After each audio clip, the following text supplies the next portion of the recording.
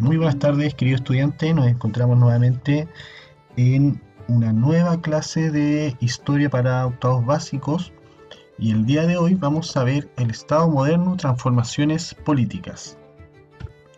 La clase anterior yo les dejé una última pregunta, aparte de la actividad, que decía lo siguiente: ¿crees tú que solo sucedieron cambios de tipo científico y religioso durante la Edad Moderna? Y la respuesta es no.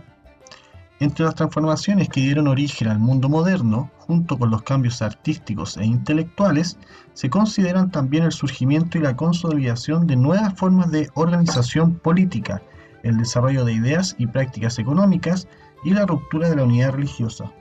Estos cambios se produjeron en Europa entre los siglos XIV y XVI.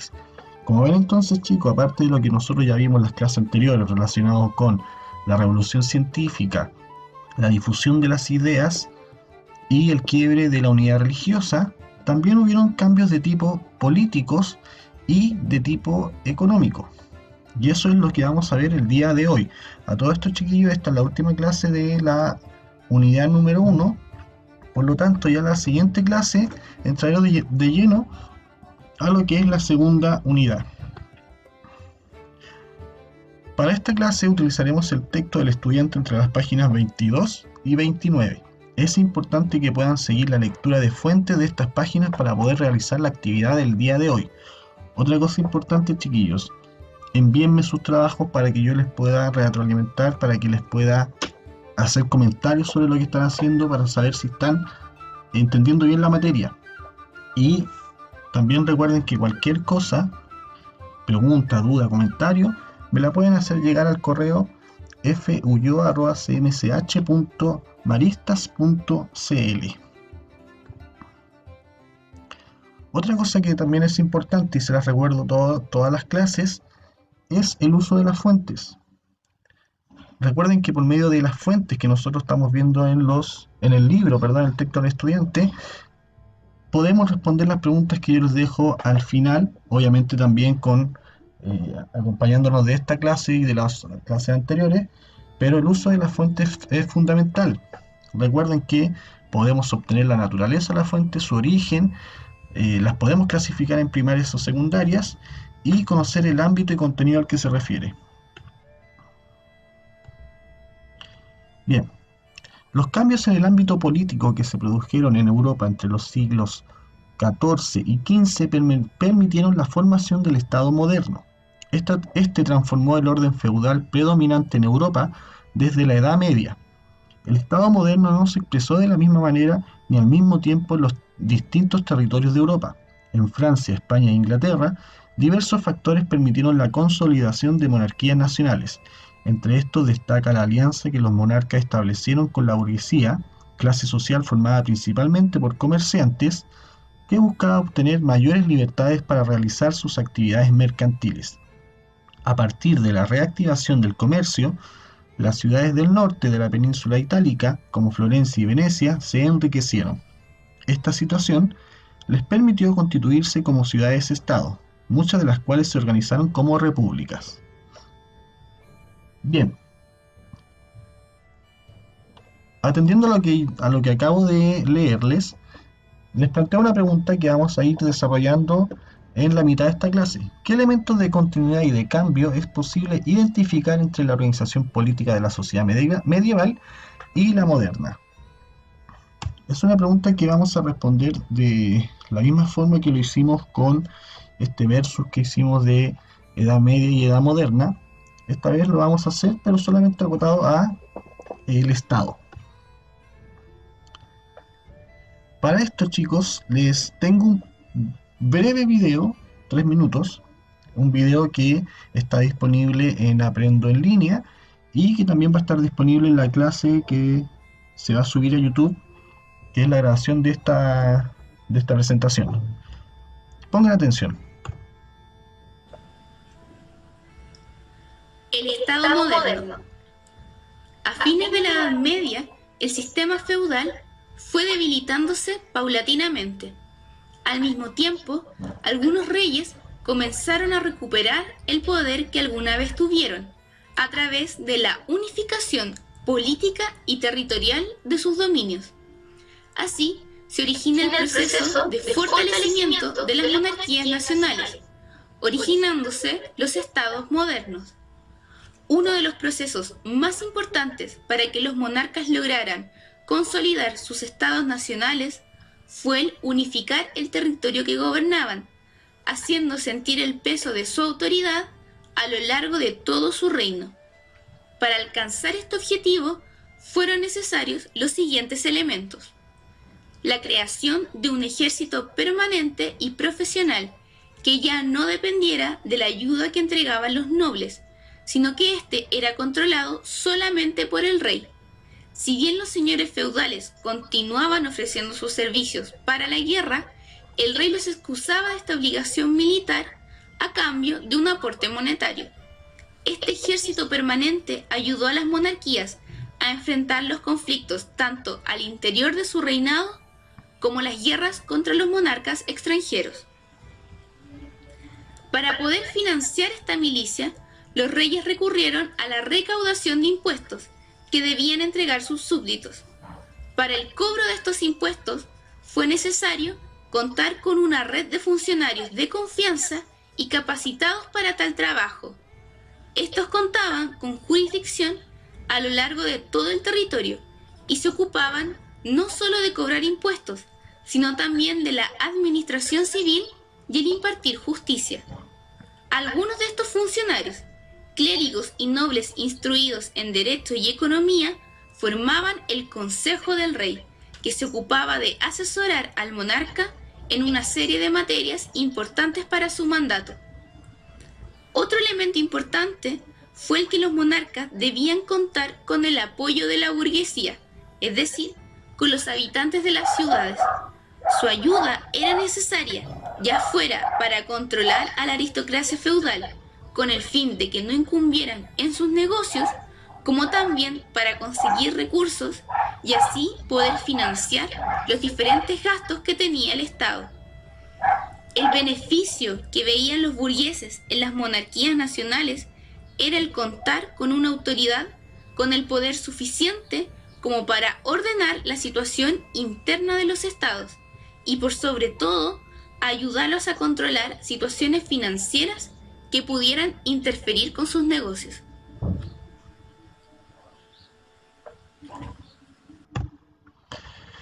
Bien, después de este pequeño video, ahora vamos a ver algunas fuentes en relación a el Estado. Estas fuentes, chiquillos, las que yo estoy viendo ahora en pantalla y las que van a ver en su presentación, aparece en las páginas, denme un segundo para decirles.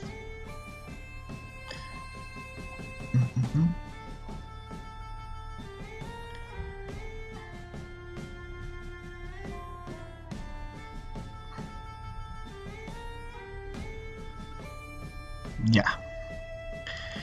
En la página número 25, tal cual lo estoy mostrando yo ahora y que pueden ver después la presentación, aparecen las fuentes que estamos analizando ahora. Letra E.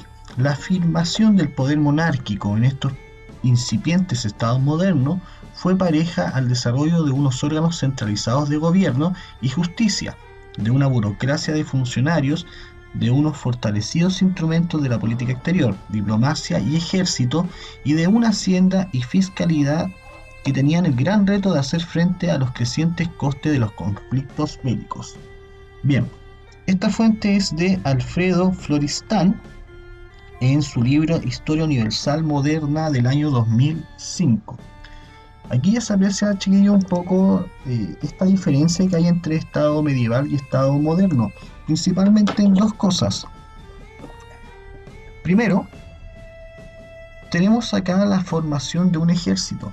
Antiguamente, en la Edad Media, los ejércitos no existían como tal, sino que más bien eran vasallos de algún señor. Esto es muy parecido, si ustedes han visto la serie Juego de Tronos. Ahí se puede evidenciar cómo funcionaba el Estado durante la Edad Media, porque funcionaba por medio de feudos. Los feudos eran controlados por un señor y ese señor tenía disponibles siervos y a veces mercenarios que peleaban para proteger únicamente sus tierras. Por lo tanto, un ejército como tal de una nación, como se puede ver hoy en día, no existía, porque solamente habían pequeños grupos armados que le debían señor- eh, perdón, le debían obediencia al caballero feudal. Esto cambia con la Edad Moderna y ya se crea un ejército moderno y que además es pagado. Otra cosa que también cambió y que tiene mucha relación con esto que estábamos hablando de los feudos es que el sistema económico feudal se queda atrás para formar un nuevo gobierno centralizado en el cual hay una clase burócrata que administra los territorios para el rey.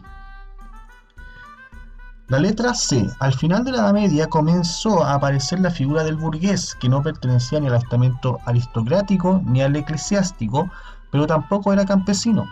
La actividad de la burguesía era negociar dedicándose especialmente al comercio. El problema fiscal de los estados de la Edad Moderna le brindó la oportunidad, entre paréntesis, de ennoblecerse, mientras el Estado absoluto iba asumiendo las atribuciones que antes tenían los estamentos. Los cargos se vendían por dinero y el dinero lo tenían los mercaderes burgueses. Aquí, chicos, hace referencia a algo que nosotros vimos la clase anterior con las reformas protestantes. Si recuerdan bien, Martín Lutero reformó la iglesia, se apartó de la línea católica y creó una propia iglesia, de la cual surgieron muchas más. Hoy en día podemos ver esas derivaciones como la iglesia evangélica, la pentecostal, la bautista, todas esas vienen de ese quiebre de la unidad religiosa, pero también se instauró algo muy importante. La acumulación de riquezas en la Edad Media era un tema conflictivo, no era bien visto. Los mercaderes, por ejemplo, no eran personas del agrado porque esa necesidad de acumular riquezas iba en contra de lo que la Iglesia Católica venía haciendo hasta la Edad Media. Con la reforma de Lutero, eso cambia y el pensamiento, la idea de riquezas deja de ser una traba para las personas que vieron en las reformas de Lutero una oportunidad, y por lo tanto la acumulación de dinero, de oro, de riquezas ya no era un tema controversial, y es así como figuras como la del mercader se ven beneficiadas durante la Edad Moderna. La letra B. Al observar la sociedad de la Alta Edad Media, es posible ver que ni el Estado ni la familia eran capaces ya de entregar la protección adecuada. La comunidad de la aldea era apenas lo suficientemente fuerte para mantener el orden dentro de sus propios límites. La comunidad urbana escasamente existía. En todas partes los hombres más débiles sentían la necesidad de ser protegidos por alguien más poderoso.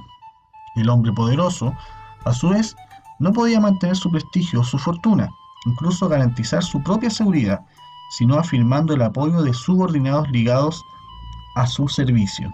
Así se comenzó a construir un vasto sistema de relaciones personales, cuyos hilos se intersecaban, corriendo de un nivel de la estructura social a otro. Esto es de Mark Bloch, año 2004, en su libro La sociedad feudal. Aquí me equivoqué en algo, debería haber partido con esta fuente, chiquillos, porque esta es la fuente que habla exactamente de lo que fue el sistema feudal. Cómo esta necesidad de hombres que no tenían ningún tipo de riquezas sentían la necesidad de tener alguien que los protegiera, y cómo ese alguien que tenía el poder o tenía riquezas también se sentía desprotegido y necesitaba de otras personas para asegurar su bienestar. Y es así como, en cierta forma, a muy grandes rasgos, se va creando esta sociedad feudal durante la Edad Media. Bien, principales diferencias entre Edad Media y Edad Moderna. Y esto tiene que ver obviamente con la clase de hoy, con el Estado, chiquillo. Durante la Edad Media, el sistema político se basa en el feudalismo, donde hay un rey, pero su poder no es absoluto, lo comparte con los nobles. En cambio, en la Edad Moderna, el sistema político presenta los siguientes cambios. La autoridad es sagrada, es paternalista y es absoluta. Volvamos a la Edad Media. La economía típica de la Edad Media es la economía agrícola de comerciantes y artesanos. Durante la Edad Moderna se basa principalmente en el mercantilismo, un tema que vamos a ver en la segunda parte de esta clase. En la Edad Media el ejército estaba constituido principalmente por siervos, mercenarios y caballeros, con el objetivo de defender a sus nobles. Estos soldados no eran permanentes. Esto es lo que yo ya les decía, chiquillos, que un feudo tenía siervos, tenía mercenarios que contrataba el noble o el caballero feudal para defender sus tierras, pero no eran permanentes porque solamente se utilizaban para la defensa de un territorio específico de un reino. Como les nombraba adelante, Juego de Tronos ilustra muy bien esto. Si ustedes se dan cuenta, en Juego de Tronos hay muchas tierras, está Winterfell, está la de los Lannister, que en cierta forma se pueden comprender como feudos, donde hay un señor a la cabeza, no sé, Stark en la casa de Winterfell, por ejemplo, y tienen siervos que son capaces de no solamente servir en cuestiones de servidumbre, de comida, económicamente, sino que también son siervos que están dispuestos a pelear por su señor. En la Edad Moderna esto cambia. La monarquía mantendría un ejército permanente, cuyos soldados serán pagados y tendrían el objetivo de defender al rey. Y por último, en la Edad Media, cada feudo administraba sus recursos, tierras y siervos. En la Edad Moderna es el Estado quien reemplaza esto por una burocracia o una concentración de hombres de confianza del rey para dirigir el Estado y la nación completa.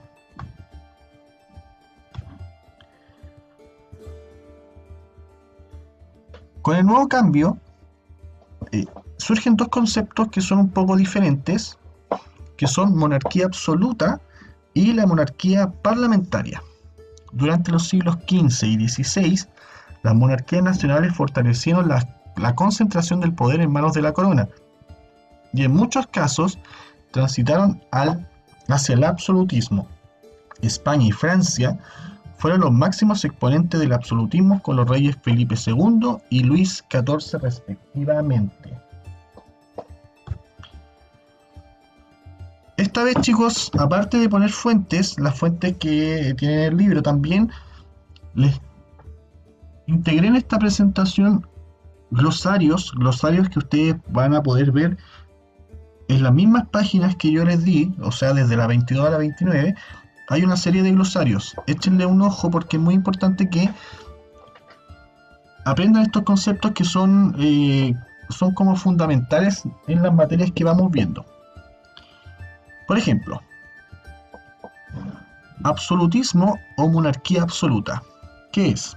Sistema de gobierno en que la soberanía recaía en el monarca, quien contaba con un poder ilimitado, hereditario y vitalicio. Este poder le permitía promulgar leyes, dictaminar justicia, establecer y cobrar impuestos, nombrar y destituir funcionarios, comandar el ejército y la diplomacia, entre otros. Si se dan cuenta, chiquillos, en este tipo de monarquía, la monarquía absoluta, el rey tiene un poder ilimitado, como aparece acá. Es un rey que, ante los ojos de Dios, es sagrado, es paternalista, como lo que nombraba adelante en ese versus entre Edad Media y Edad Moderna, es paternalista, y a su vez es intocable. O sea, quien atente contra la vida del rey es prácticamente filmaba en este caso, en el tiempo pasado filmaba su sentencia. Tenemos también una monarquía parlamentaria. forma de gobierno en la que el monarca ejerce su soberanía bajo el control de una asamblea legislativa o parlamento. En Inglaterra, este se conforma por la Cámara de los Lores y la de los Comunes. Este tipo de monarquía, chiquillos, es un poco diferente porque existe un parlamento que controla de cierta forma las actividades del rey. El rey sigue siendo el personaje más importante dentro de la monarquía, pero ejerce su soberanía bajo el control de esta asamblea legislativa o parlamentaria. Y acá hay un caso. En Inglaterra, durante el siglo XVI, el rey estableció acuerdos con nobles y burgueses para poder gobernar. Se determinó así la admisión de representantes de las ciudades, burgos y condados en el Parlamento. Sin embargo, en 1603 subió al trono Jacobo I, primer rey de la dinastía Estuardo, que se caracterizó por mantener el control absoluto de su gobierno, o sea que se transformó en una monarquía absoluta. La consecuencia inmediata fue el conflicto permanente con el Parlamento y el estallido de 3 guerras civiles, entre 1642 y 1651. En 1688, la dinastía Estuardo fue derrocada. El Parlamento entregó la corona a Guillermo III de Orange, quien aceptó los términos expresados por la Asamblea Legislativa en el Acta de Declaración de Derechos. Se estableció así una monarquía parlamentaria.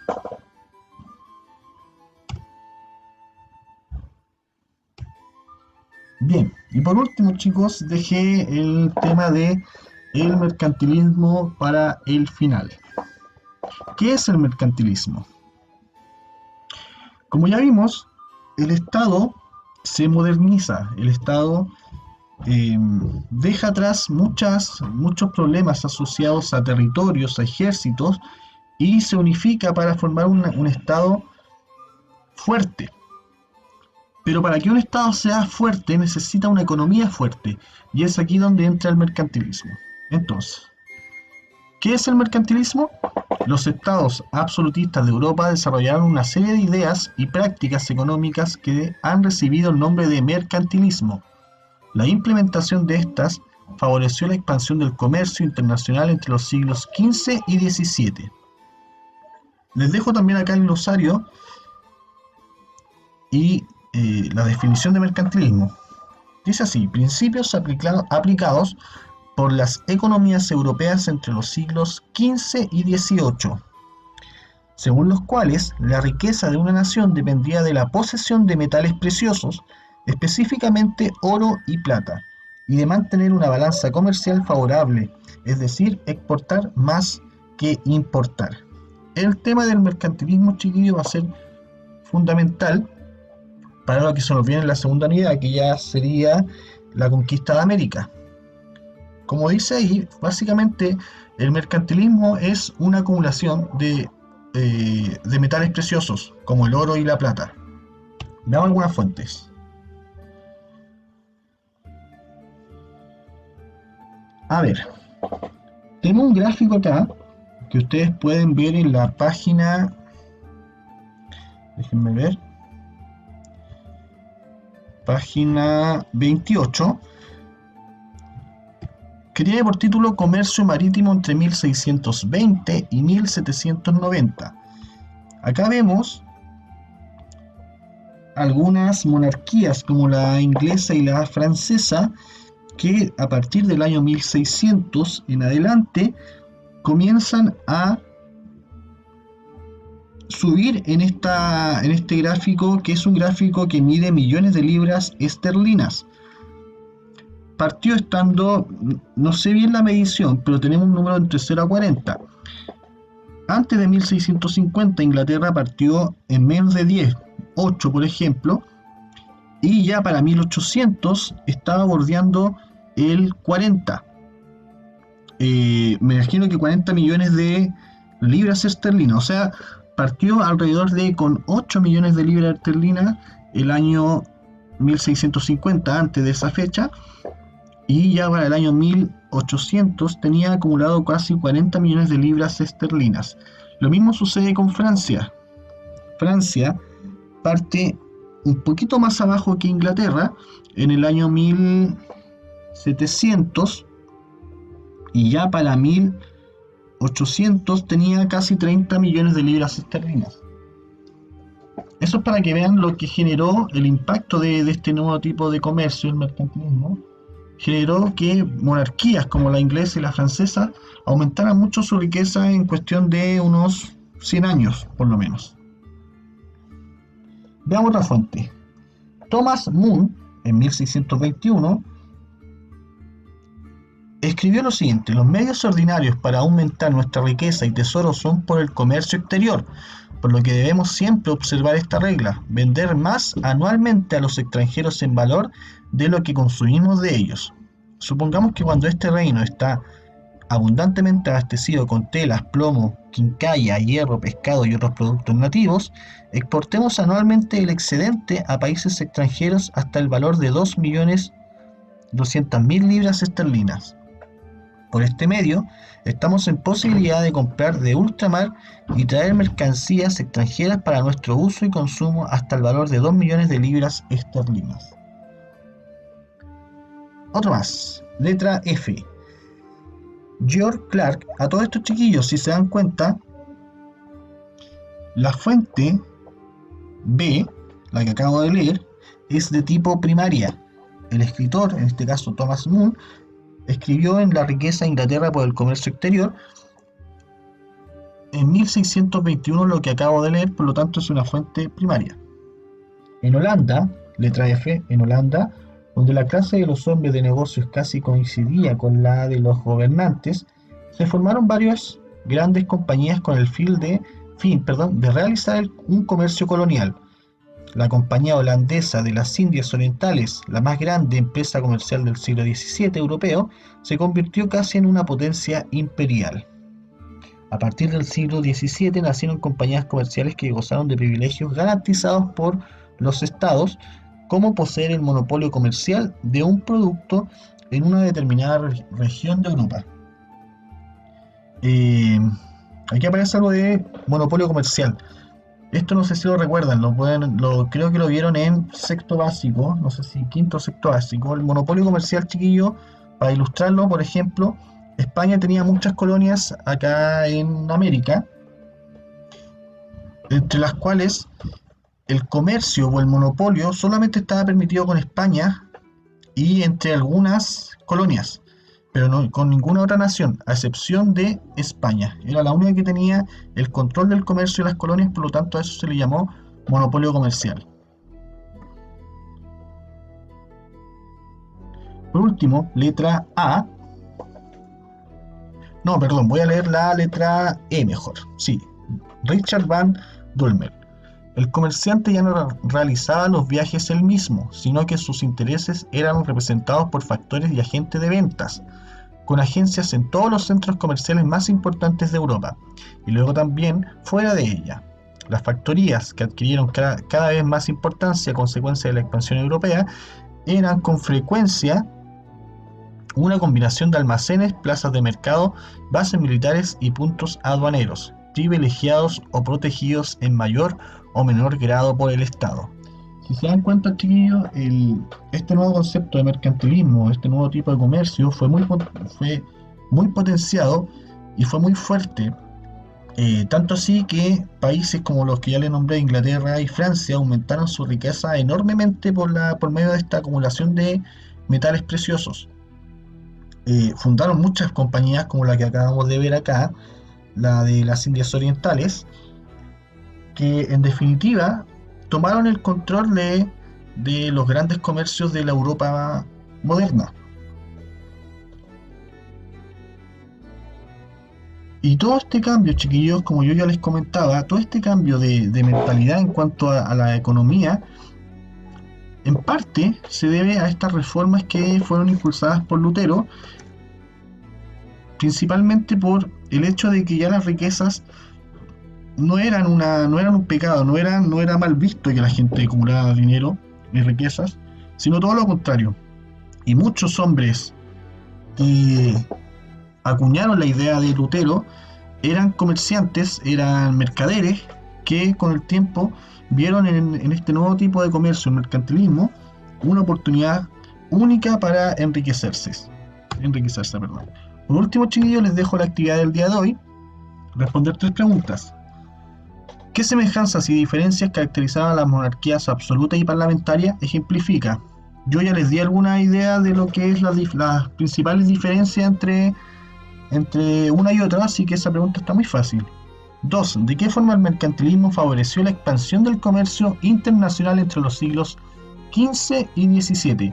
Lo acabamos de ver también, chiquillos. Vean su libro, las fuentes que yo les mencioné están ahí entre las páginas 22 y 29. Por último, ¿cómo se manifiesta esta expansión en los documentos C, D y F? Yo creo que alcancé a leer los 3 documentos. Échenle un ojo, analícenlo y respondan esas preguntas.